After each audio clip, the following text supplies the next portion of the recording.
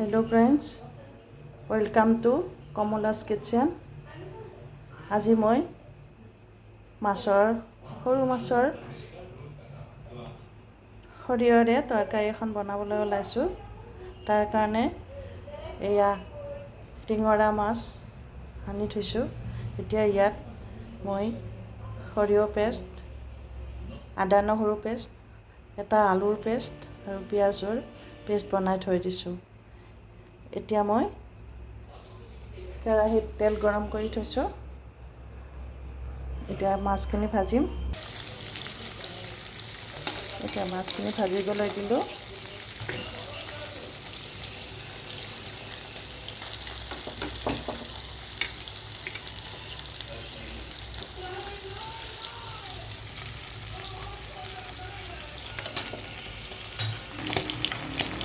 এতিয়া মাছখিনি উঠাই দিম।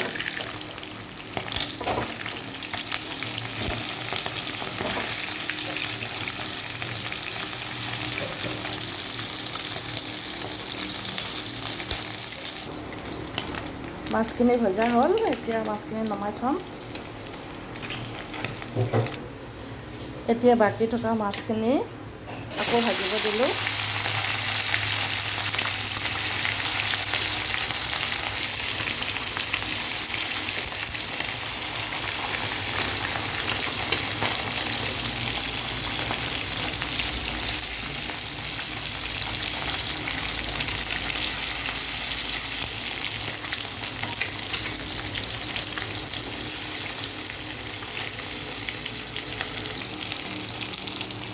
মাছখিনি এক চাইডে হৈ গ'ল, এতিয়া উল্টাই দিম।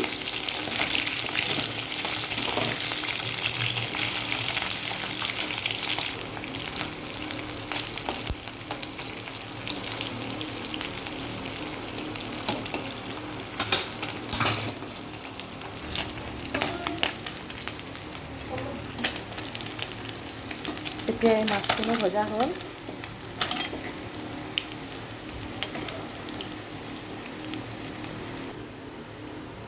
এতিয়া কেইটামান ভজাৰ কাৰণে মছলা মাছ ভাজিব দিলোঁ। এইখিনি ভজা মাছ খাম।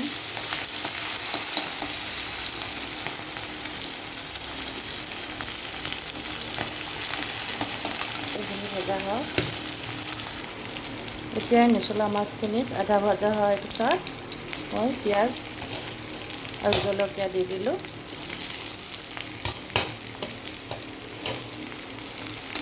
ভাজিম।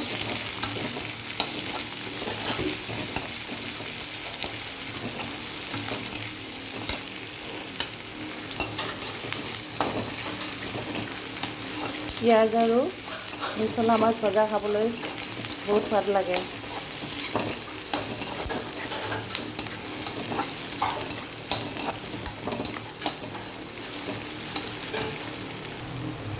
এতিয়া মছলা মাছখিনি হ'বৰ হ'ল, তাত অকণমান জলকীয়া গুড়ি দিম।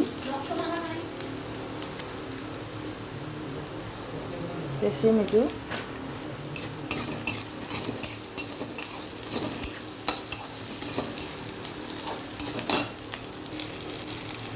এতিয়া মাছখিনি ভজা হ'ল, মছলা মাছখিনি ভজা হ'ল।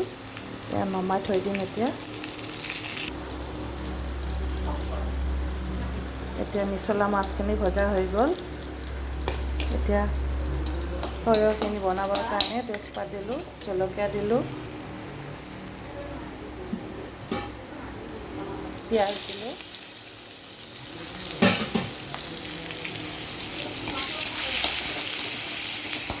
পিঁয়াজখিনি ভজা হোৱাৰ পিছত মই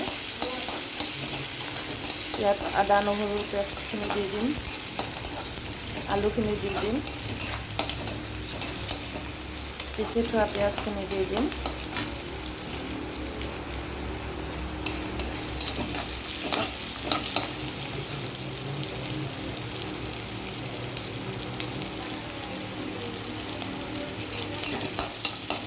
পিঁয়াজখিনি ভজা হ'ব।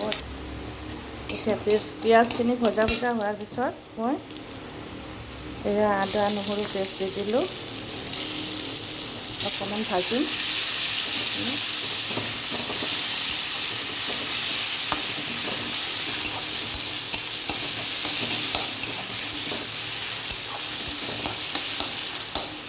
অলপ ভজা হোৱাৰ পিছত মই এয়া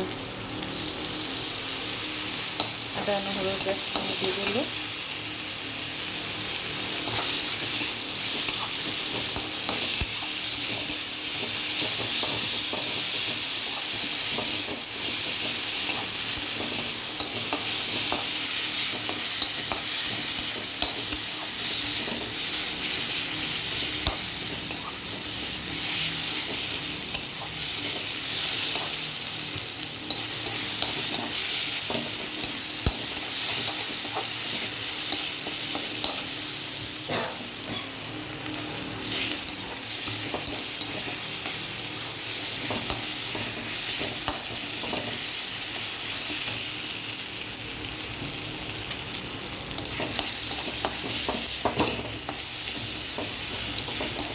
এতিয়া পিঁয়াজৰ পেষ্টখিনি দি দিলোঁ। পিঁয়াজৰ পেষ্টখিনি দি পেলাই লাৰি দিম।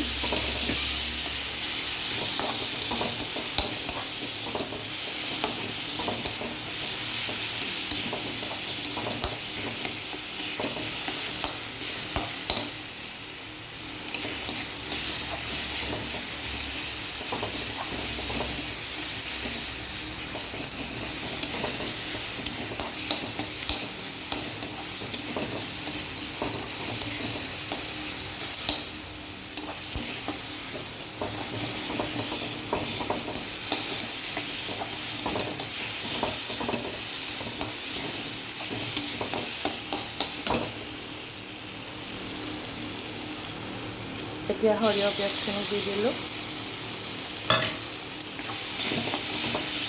সৰিয়হ পেষ্টখিনি ভজা কৰি দিম। এতিয়া মছলাখিনি ভজা হোৱাৰ পিছত ইয়াত মই বিলাহী পেষ্টখিনি দি দিলোঁ।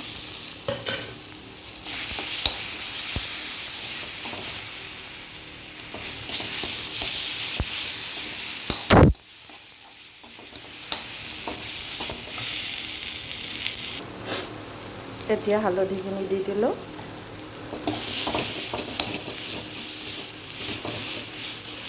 হালধিখিনি দি অকণমান মছলাখিনি থোৱা পানী দি দিম।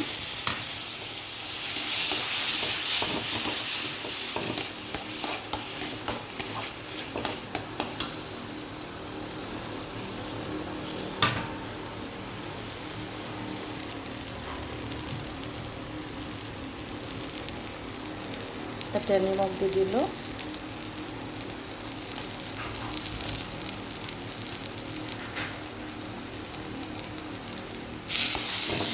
লাৰি ফ্ৰাই কৰি আছোঁ।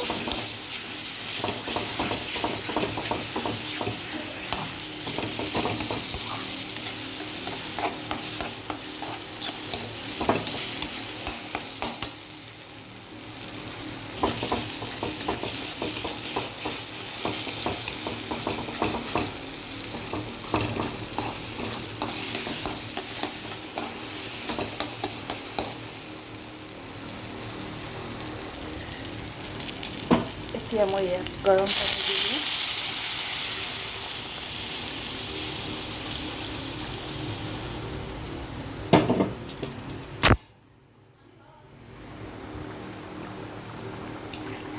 এতিয়া আঞ্জাখন উতল অহাৰ পিছত মই মাছখিনি পেলাই দিলোঁ। মাছখিনি ইয়াতে দি দিলোঁ। টিঙৰা মাছ।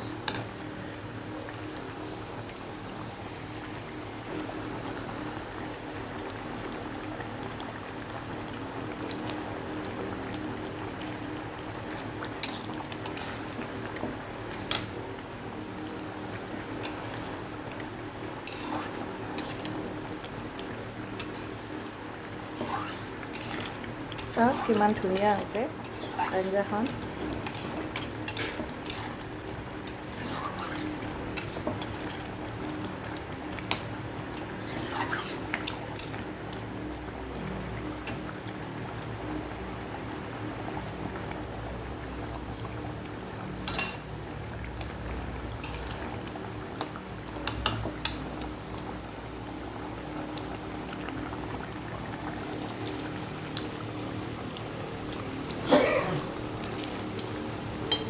এতিয়া মোৰ এই টিঙৰা মাছেৰে বনোৱাৰ সৰিয়হৰ ৰেচিপিটো বনিব হৈছে।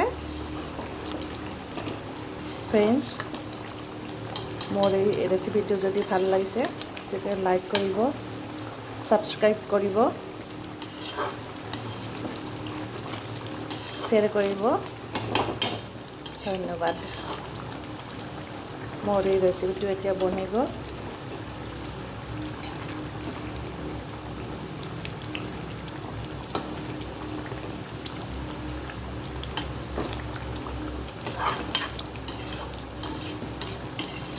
আপোনালোকৰ যদি ভাল লাগিছে বনাই খাবচোন।